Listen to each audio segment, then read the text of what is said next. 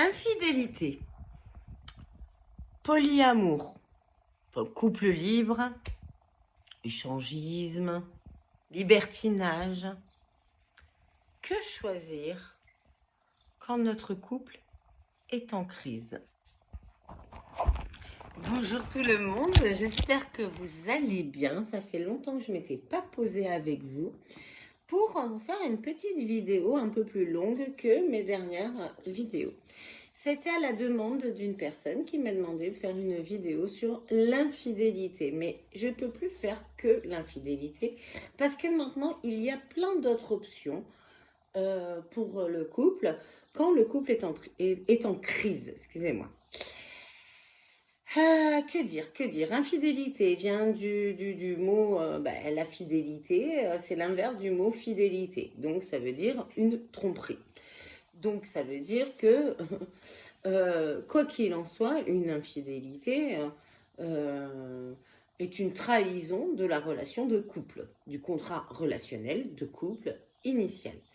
Quand le couple est en crise, effectivement, il se peut qu'il y ait des infidélités. Donc, là, à ce moment-là,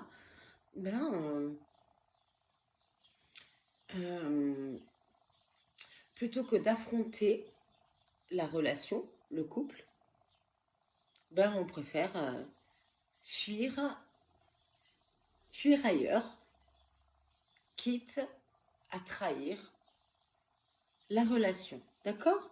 Donc, n'oubliez pas ce schéma-là. Le couple, c'est 1 plus 1 égale 1 plus 1 plus 1. Donc, égale 3. 1, nous.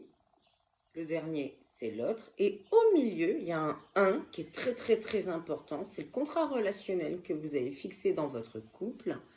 Et qui est là, qui est clairement établi dès le départ de la relation. Donc, dans le cadre de la fidélité, c'est une relation exclusive. Et donc, s'il y a infidélité, on trahit le 1 du milieu. Donc, on trahit le couple. On est OK? C'est-à-dire on n'est pas dans la bienveillance. On trahit la relation. Donc, une infidélité est une tromperie. Et non, elle doit être vécue comme une tromperie, donc elle n'est pas acceptable. Ça veut dire qu'il y a une trahison. Donc elle n'est pas acceptable. Certes, il peut y avoir des explications à cette tromperie, mais la tromperie, les explications, ne sont pas des excuses à une tromperie et une trahison dans le couple. Effectivement, ça dénote d'un manque de communication et celui qui a trompé a fui les réelles problématiques du couple. Alors après, il peut y avoir plusieurs choses. Quand on hésite entre sa maîtresse et sa femme, on hésite donc entre les deux, c'est que peut-être aussi nous-mêmes, on a l'impression de plus être aimé de nulle part et on a besoin de beaucoup d'amour.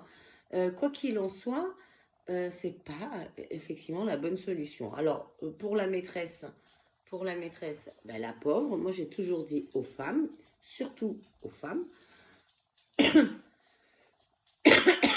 me fait tousser, j'ai toujours dit surtout aux femmes de ne jamais être la maîtresse d'un homme en couple ou marié. À la sortie, elles vont souffrir, ces femmes-là. Après, il y a un minima, un faible pourcentage de femmes qui conviennent de ça parce qu'elles sont dans une forme d'indépendance et qu'elles n'ont pas du tout, plus du tout envie d'être en couple. Mais c'est faible, ça doit être de l'ordre de 2-3% qui peuvent tolérer ce genre de relation. Mais si la maîtresse pense que son homme marié ou en couple va quitter sa femme, ses enfants, sa maison qu'il a construit depuis des années pour elle, elle se trompe.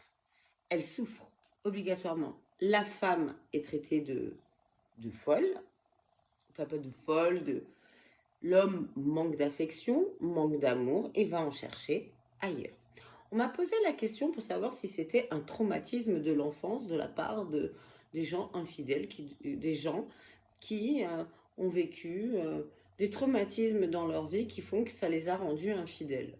Alors, S'ils ont tout le temps été infidèles, tout le temps, oui, ce sont des menteurs, ce sont des mythomanes, ce sont des manipulateurs. Si ils vous disent qu'ils veulent une relation exclusive et qu'à la sortie, ils vous trompent tout le temps, hein, et qu'ils ont des doubles vies, là, on est clairement dans de la manipulation.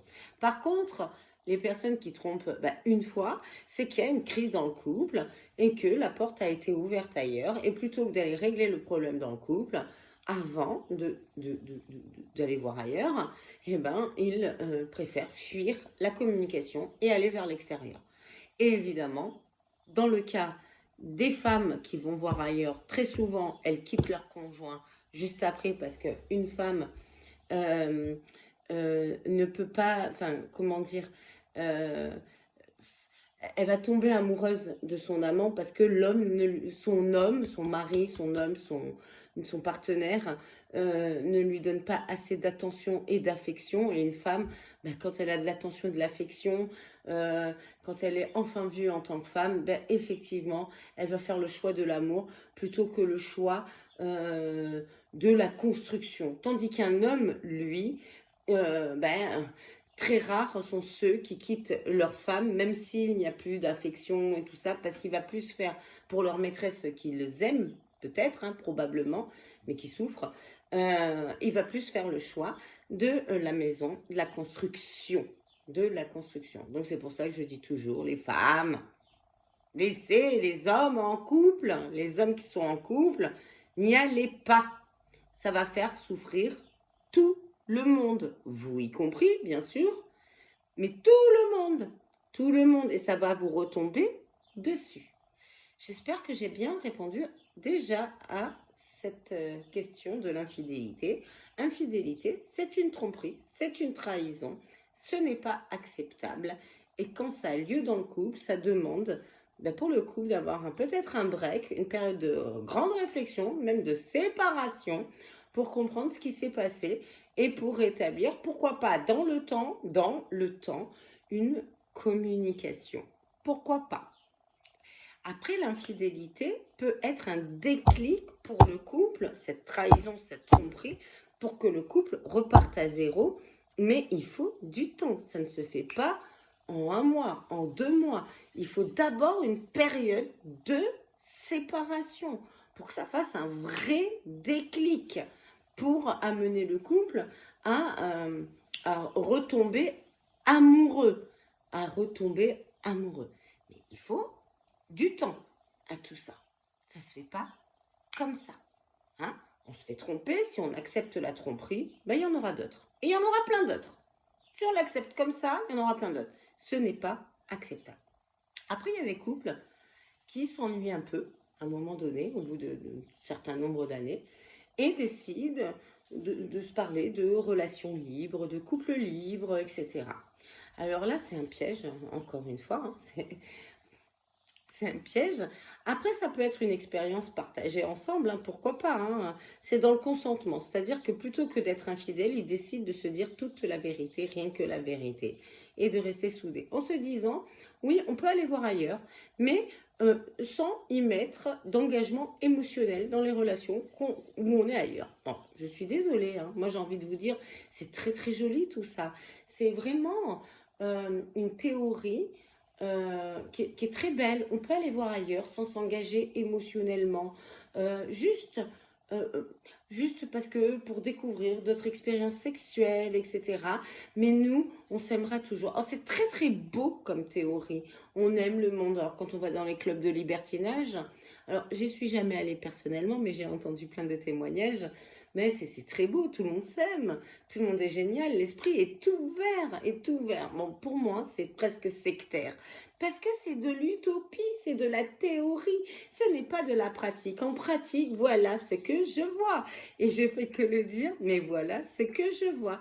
Ce que je vois, c'est que à un moment donné, on n'est pas des robots sexuels, on n'est pas dans la consommation, on ne peut pas l'être. En plus, dans ces milieux-là, très souvent, il y a de la cocaïne, très souvent, il y a de la drogue. Donc, on rentre dans un milieu, certes, de papillons, mais avec de la drogue, avec du sexe. C'est de la consommation. Et qu'est-ce que ça fait tout ça? ça donne lieu à des crises de jalousie alors qu'on se dit libre, ouvert. Mais dans la réalité, sur le terrain, ça donne lieu à de la jalousie, des suspicions, des engueulades, des crises, beaucoup plus que ce qu'il y avait avant. Le problème, c'est que si on rentre vers là, que ce soit le libertinage, que ce soit de l'échangisme, parce qu'on dit que le libertinage, c'est pas pareil, mais le libertinage, hein, c'est la théorie du libertinage. À la base, c'est juste avoir une ouverture d'esprit. Mais maintenant, c'est aller dans la sexualité. Donc, c'est une ouverture sexuelle. D'accord? À la base, c'est juste comme les philosophes qui sont ouverts d'esprit, on se comprend et tout ça. Mais là, on se comprend tous sexuellement, on couche tous ensemble, etc. Qu'est-ce que ça donne? Ça donne que le couple, à la sortie, va être encore plus abîmé. Encore plus abîmé. Si bien qu'il y en a au moins un des deux, et souvent la femme va vouloir dire stop, j'ai besoin de me retrouver avec toi, que tous les deux. Et le problème, c'est qu'il y a une addiction, certes au sexe, et à la cocaïne. Et très souvent, l'homme ne veut pas arrêter. Et là, ça craint. Ça fait du mal au couple. C'est-à-dire que la femme, à ce moment-là, se dit, mais en fait, il veut le faire maintenant presque sans moi, tout ça. Où est le couple? Où est le un du milieu? L'homme, c'est très souvent l'homme, hein, je vous le dis, l'homme dit, très souvent l'homme, mais ça peut arriver hein, de l'autre côté, mais statistiquement, c'est plus souvent l'homme. L'homme dit, mais toi, tu veux arrêter, mais moi, je veux continuer. Eh bien non, là, il n'y a plus de couple, on n'est plus dans le consentement, on n'est plus dans la relation de couple. Soit on le fait ensemble, au départ, puis quand on a vécu notre expérience et qu'on voit que ça abîme le couple, eh ben, il faut savoir arrêter. Sauf que c'est très dur. J'ai vu une émission dernièrement où là, c'était la femme. La femme, elle a un amant et son mari. Et le mari est OK. Et elle dit, non, mais lui, c'est mon amoureux et lui aussi. Non, on ne peut pas aimer deux personnes à la fois. Elle est tombée amoureuse de l'autre, donc elle n'aime plus son mari d'une manière amoureuse.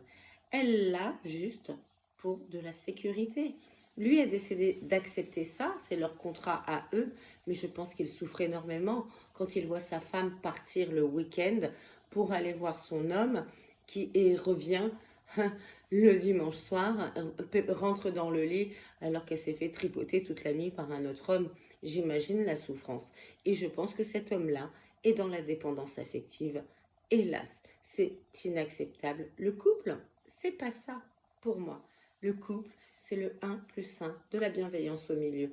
Le couple libre, je pense qu'à un moment donné, il a ses limites. Oui, c'est hyper excitant au départ, mais à la sortie, c'est de la consommation. Et à la sortie, ça détruit le couple. L'infidélité, quand on en arrive là, il y a trahison dans le couple. Donc, il faut faire un break pour reprendre une communication. Dans tous les cas, il faut reprendre une communication. Dans tous les cas, il faut réfléchir à ce qui ne va pas dans le couple.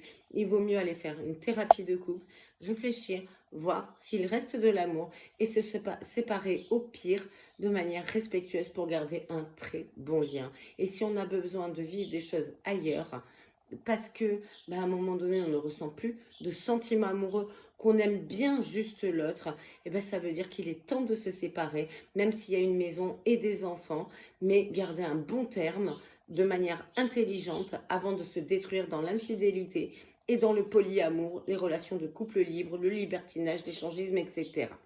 Voilà ce que j'en pense. Je vous laisse réfléchir à tout ça. Je vous embrasse très très fort. Bisous, bisous, bisous, bisous. Si vous avez aimé, vous likez. J'ai oublié, vous likez, vous vous abonnez, vous partagez, vous commentez bien sûr. Bisous.